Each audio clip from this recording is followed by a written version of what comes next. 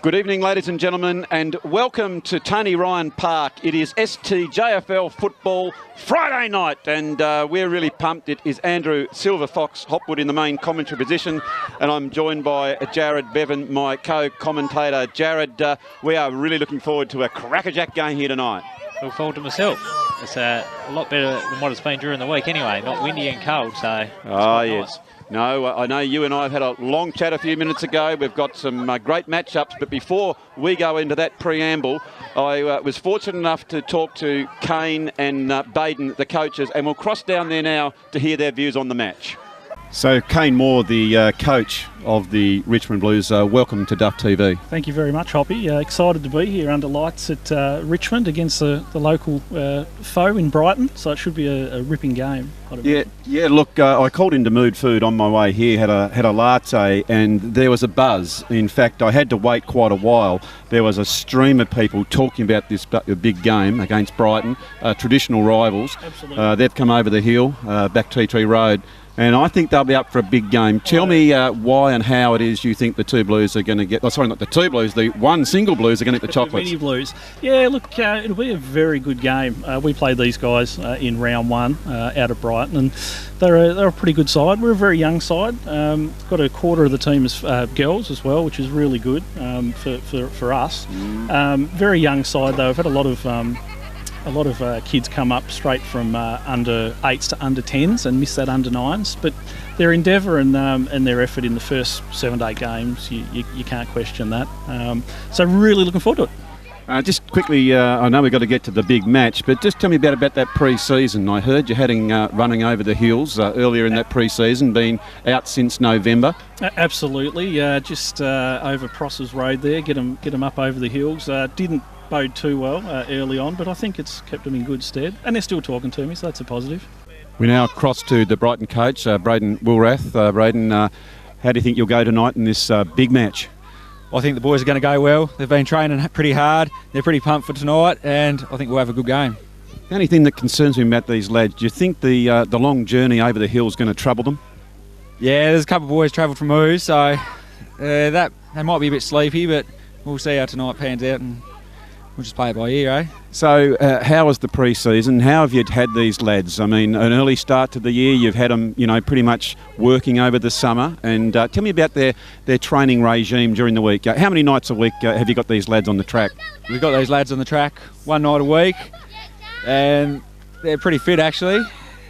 A lot of fitness, and these boys have been playing for about 4 years now, so they've gelled well, and yeah, I reckon we'll have a good game tonight. Well, it's fantastic conditions. I know it took you and I a long time to get into the ground because they're banked up here, the cars. They knew it was going to be a big match between Brighton and the Blues, and we're going to be looking forward to the big match in just a few minutes. Thanks, mate, and all the best. No worries. Thank you. So now we have the captains coming together for the big match. Not a lot of advantage to each end at all here, Jared, given it is dead set flaxen with no breeze. Brighton of kicking towards the, what would you call that, the Richmond City end, the river end? The tennis court end. Tennis court end. You've played a lot of games out here and you're a local fellow. Any favours any end, like scoring end? The tennis court end is always a good goal kicking end, and Brighton obviously kicking that way first, so it'll be interesting to see whether that plays to that. And so now, young Baker again. Yes, that's she's been very dominant in his first quarter. She's been good, but only goes as far there as Angus Brunton. Brunton going further afield. We need someone to mark the ball. Over the back. Over the top. It's rolling. It's gone through. And it's gone through. Possession out of the midfield. It's working pretty hard down there. That was Johnson, who's moved into defence.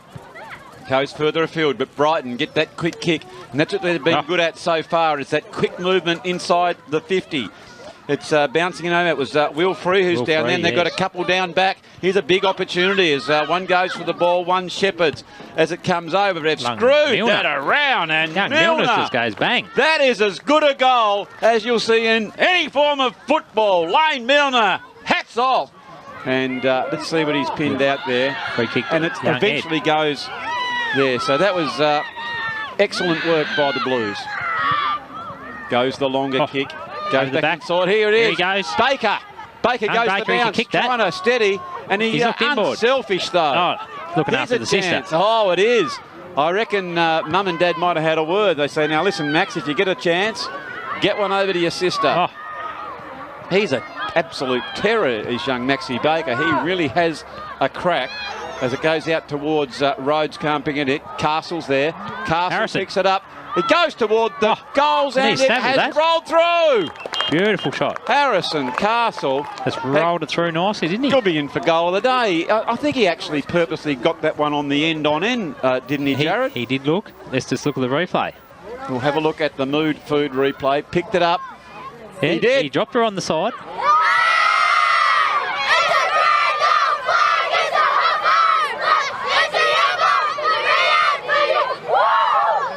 Nice goal by Farrow. He's put Glenorchy's first goal through. As we're going to have a look at the Mood Food replay. You can see here, look at his determination, Cocky. He was at the bottom of the pack and somehow he got up to his feet, didn't he? Friday night football from Tony Ryan Park here in Richmond, as that was Rexy Johnson who picks it up, screws it back towards the goal. Don't tell me. Oh, Rexy, that might have been Rexy Johnson. I was just lulled in. I didn't realise he was going to have a crack at the goals, and he has put that one through. We'll certainly have a look at the Mood Food replay on that one, Cocky. That was a little bit of Dacos, a little bit Stevie Johnson actually last week. I was watching a bit of footage, very similar in the pocket. Stevie J shows similar type of situation to Rexy Johnson. Little squeezing kick. Didn't have a lot of daylight between the big uprights. Just dragged him down. A bit of rivalry in the car on the way home. Absolutely. Look at the kick there. That one has gone 45 to 50 metres as Benny Balsley picks it up, and he has been tackled. And I think the free kick will go to Glenorchy, and that is Blake Hassett. Well, it was certainly played in great spirit, and that's what you'd expect when you get two fine coaches, like Mark Chopper Reid and Joel Berry. Yeah, I noticed that Mark had gone in for a trim on Thursday just to square the hair off because the camera was coming. Oh, he knew the camera's on him, and don't the kiddies love the camera down there, Cocky? Oh, they're all over it. They're excited. They'll sing the song with a bit of pride. Yes, they certainly will. Well, ladies and gentlemen, you can see these kiddies are running off towards the change rooms, and they are absolutely thrilled. And poor old Duff's out there trying to keep up because he's trying to come in and get the song. So it's been a brilliant night of Friday night football. The STJFL Cockies, the biggest footy comp in Tasmania. And I think they're going to do the big circle and sing that song. And it hasn't been too many times that I've heard the blues song this season, let me tell you. They're going to belt her out. She's not the blues song you were thinking of, but they're going to rip her out. All right, so we're going to cross down here and have a listen to the song.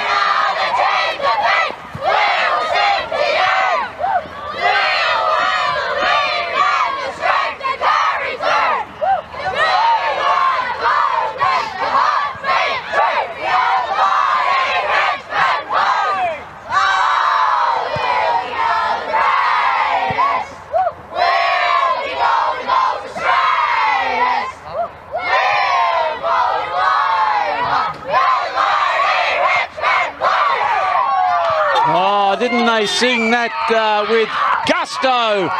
Oh, brilliant work there by the Richmond Mini Blues and the Glenorchy. As far as I'm concerned, Cocky, footy was the winner out here under lights. So if you're thinking of having a Friday night game, make sure you get in contact with Martin Duffy at Duff TV, and we can bring all the crew out and film your game for you. So, ladies and gentlemen, from Tony Ryan Park, it is Andrew Silver Fox Hopwood and Paul Cocky Wentorf signing off now. We hope you've enjoyed the coverage, and we look forward to bringing you another game shortly. That's it from Friday Night Footy.